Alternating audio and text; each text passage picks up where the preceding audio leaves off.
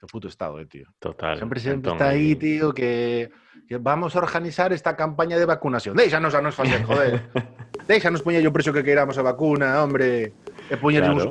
uns envoltorios bonitos a vacuna. Claro. Privatiza. Turbovacina, sabes? Un rollo así de A esto tope. de... O Vacinagal, que sería o típico Vacinagal, empresa que se sí. faría de vacinas que se faría en Galicia. ¿Sabes? Vacinanosa. Sí, O sí, polígono de Costa Bella ali en Santiago sería Vacinanosa. ¿Sabes? Estaría pues ali.